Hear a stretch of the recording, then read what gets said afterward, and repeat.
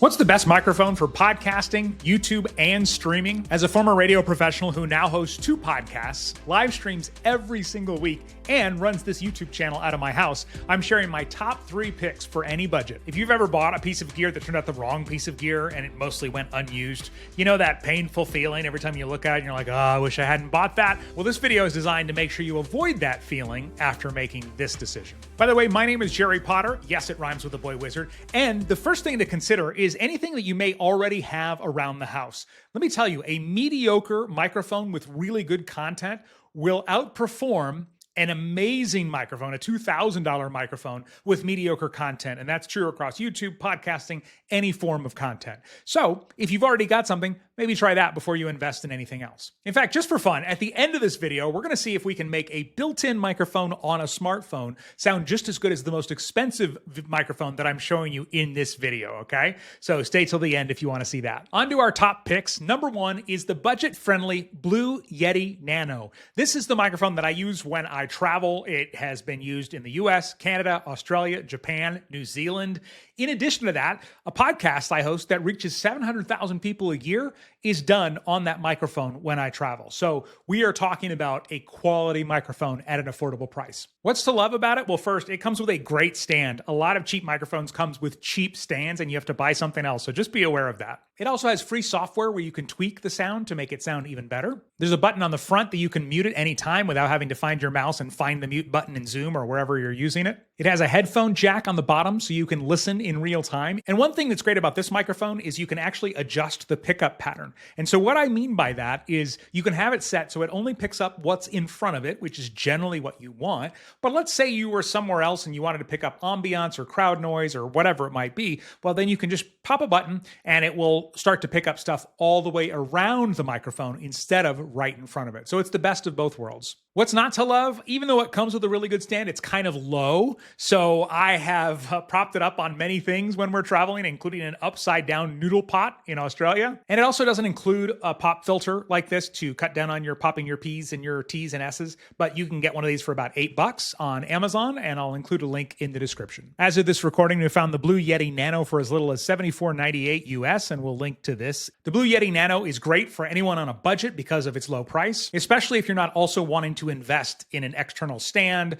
or a mic arm or anything like that. However, it's not the best option for someone who wants something more professional with better sound quality. Which takes us to option number 2, the Shure MV7 Plus, which happens to be what I'm talking into right now. This one is one step down from what's sort of the industry standard for podcasting, but it has incredible sound. You can also plug this microphone directly into your computer in a USB port, so you don't need any external equipment like an expensive mixer. The sound quality is really good, and you can even plug it into newer smartphones and tablets that have a USB-C port on them. But if you've got a mixer and you want to connect it to that using XLR cables, which are theoretically slightly better sound than USB, my ears aren't good enough to tell a difference, but that's available as well. This one does have a pop filter built in, and it's really good about just picking up the sound right in front of you. As they say on their website, it's for use in imperfect rooms. In other words, you can get good sound without having to glue a bunch of foam panels to the wall, which most of us aren't going to do in our house. What's not to love? You do have to invest in a stand, a way to hold it, and some people felt like with the USB cable, the quality wasn't quite good enough. As I said, I couldn't tell between the 2 options with my ears. It also has a light strip that you can change the colors on it and have it pulsate or any of number of options, and you can tap it to mute your microphone anytime as well. As of this recording, you can find the Shure MV7 Plus for $299, or there's actually a Generation 1 that doesn't have all the features, but you can actually save a bit of money if you want to get that one. The Shure MV7 Plus is a great option for anyone who wants a more professional sounding microphone, but also wants to keep their setup simple, where they can just plug it right into their computer without any extra setup required. It's not a good choice for people who want the best. This third microphone has become the industry standard for podcasters. There's almost a status symbol around it. When you see it in a podcast, you go,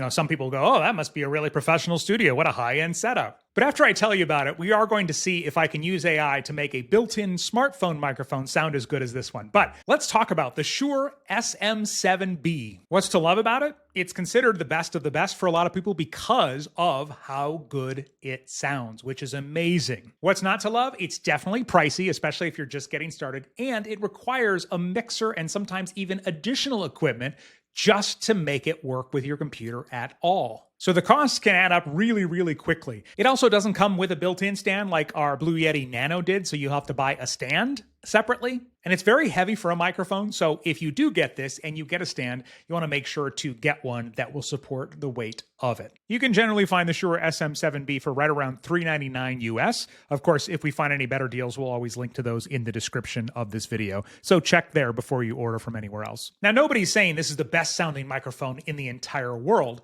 but it is a very high quality professional grade microphone. If that's what you're looking for, this is great for you. It's not a good option if you don't already have a mixer or don't want to buy a mixer and additional gear, and you want to keep things simple and plug them right into your computer without anything extra required. And is it really that good, or can we make the built-in microphone on a smartphone sound as good as that $400 microphone? So I asked my friend Neil, who's a podcast host, to just record a line into his Shure SM7B, his $400 microphone, and this is what it sounded like. Be the reason somebody smiles today. Pretty good quality, right? Then I asked him to say the same thing, just using his iPhone in the same space. Be the reason somebody smiles today.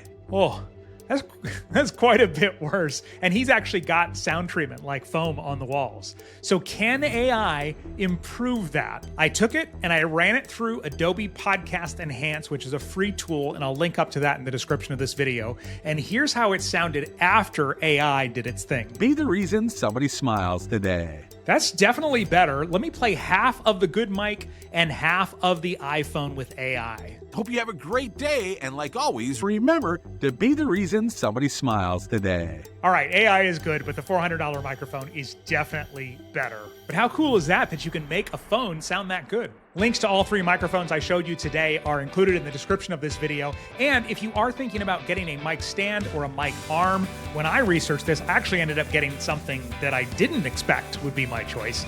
And I break down all of my top picks in the video on the screen right now. Check that out, and we'll see you in the next video.